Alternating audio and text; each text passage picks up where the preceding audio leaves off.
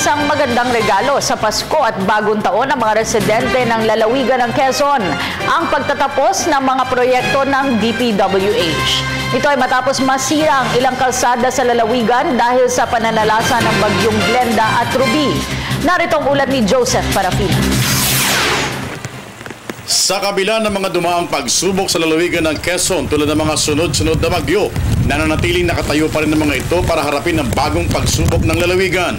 Hindi kaila sa maraming bahay at ari-arian na nawala, nawasak dahil sa bagyong Glenda at Ruby. Ayon sa mga opisyal ng lalawigan, sanay na sila sa ganitong klaseng mga suliranin at kailanman di sila nagkukulang ng paalala sa mga kanilang kalalawigan, bukod doon ang tulungan din silang tumayo kapag nasa oras na ng pangailangan. Laging susi po kasi preparation.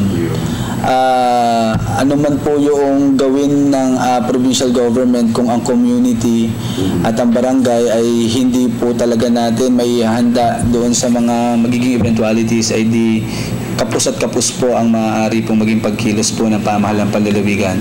Pero sa ngayon ho, continuous po yung aming pong monitoring at yung kasing mga learnings dito sa Typhoon Yolanda, Typhoon Glenda, na kung saan ang aming lalawigan ay unti-unti na nakakabangon. Sa likod na matinding traffic ito sa lalawigan ng Quezon tulad ng mga bayan ng Sariaya at Candelaria, pag natapos ang mga proyekto dito tulad ng pagpapalawak ng mga kalsada at iba pa, ginahawa naman ang naghihintay sa mga motorista. Ayon kay Nestor Cleopas, District Engineer ng Quezon 2 Province, kasundan rin ito ng katatapos na Kinuwang Bridge na labis na napakikinabangan na yon ng mga tagalalawigan. Para sa mga mamamayan ng Quezon Province, magandang regalo na sa kanila ngayong panahon ng Kapaskuhan ang malinis na pamamahala ng lalawigan at ang mga proyektong tulad nito ng DPWH.